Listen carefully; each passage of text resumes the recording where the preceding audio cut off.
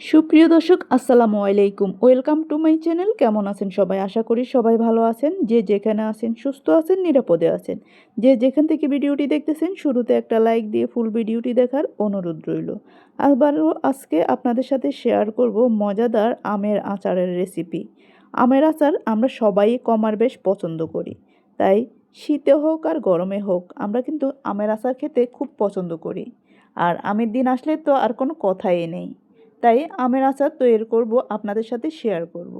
শুরুতে আমি এখানে একবারে টাটকা টাটকা আমি কিছু আম নিয়ে নিলাম। এখানে আমি 2 কেজি আমের মতো নিয়ে নিলাম। আমগুলো এখন ছুলে নিব, চামড়াগুলো ফেলে দিব। চামড়াগুলো আমি সুন্দরভাবে উপরের চামড়াটা ছিলে ফেলে দিব। সবগুলো এক এক করে ছোলা হয়ে গেল। এখন আমি এখানে মশলা নিয়ে নিলাম। এখানে 2 টেবিল চামচের মতো নিয়ে নিলাম পাঁচফোড়ন মশলা। এখানে সকল ধরনের মশলা আছে, আপনারা চাইলে আলাদা আলাদাভাবেও মশলাটা তৈরি করে নিতে পারেন। সাথে দিয়ে দিলাম 7-8টার মতো শুকনা মরিচ। শুকনা মরিচগুলো আমি আলাদাভাবে একটু চিলি ফ্লেক্স করে নিব। আর আমগুলো কাটা হয়ে গেল। এখন আমি একবারে আমগুলো মাঝখানে যেভাবে একবারে র্যাক র্যাক করে নিয়েছি আমি স্ন্যাপের সাহায্যে, ভালোভাবে পরিষ্কার করে ধুয়ে পানিটা ভালোভাবে ঝরিয়ে নিয়েছি। এখন আমি দিয়ে দিলাম এখানে 2 কাপ পরিমাণ চিনি। চিনিটা আপনারা আপনাদের পছন্দ মতো ব্যবহার করতে পারেন, কম বেশ করে। আমি আমার পছন্দ মতো ব্যবহার করলাম। সাথে দিয়ে দিব সামান্য পরিমাণ মিষ্টির সাথে লবণ। একটু ব্যালেন্স করে মিষ্টিটার সাথে লবণটা ব্যবহার করতে হবে। তো আমার মাখানো শেষ। লবণ আর চিনি মেখে রেখে দিলাম রেস্টে কমপক্ষে 3 থেকে 4 ঘন্টার মতো। রাখার পরে আমি এই যে চিনিটা গলে গিয়েছে। এখন আমি একটা কড়াইতে নিয়ে নিব। চিনিটা সহ একইভাবে দিয়ে দিব এখানে। এক এক করে সবগুলো আম আমি এখানে নিয়ে নিব। আমি অল্প করে তৈরি করেছি, আপনারা চাইলে বেশি করে নিতে পারেন। আর সব সময় খেয়াল রাখতে হবে আমের সাথে যাতে আটি থাকে। আটি থাকলে তাহলে আমটা খুবই শক্ত থাকবে।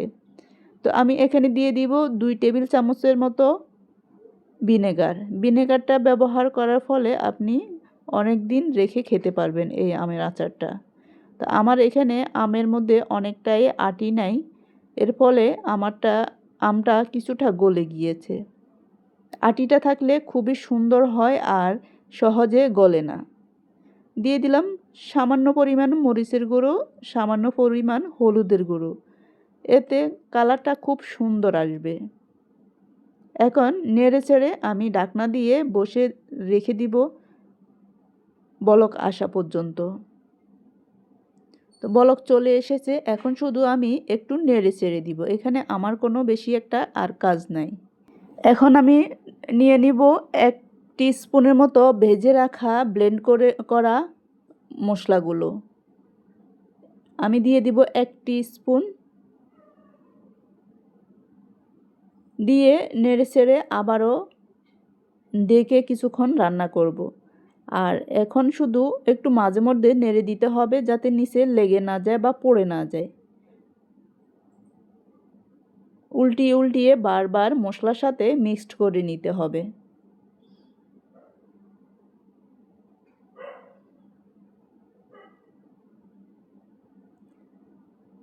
আমি একটু সাবধানতা অবলম্বন করে আমি সবগুলো উল্টিয়ে পাল্টিয়ে ভালোভাবে যাতে সুন্দরভাবে মশলাটা ঢুকে যায়। তবে আমার এখানে আটি না থাকার কারণে আম 2-1টা গলে গিয়েছে।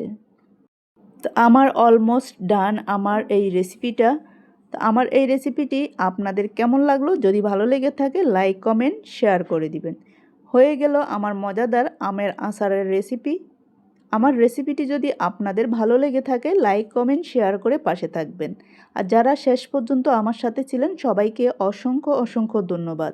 আর কমেন্ট বক্সে জানিয়ে যাবেন আমার এই আচারের রেসিপিটি আপনাদের কেমন লাগলো। সবাই ভালো থাকবেন। আল্লাহ হাফেজ। আসসালামু আলাইকুম।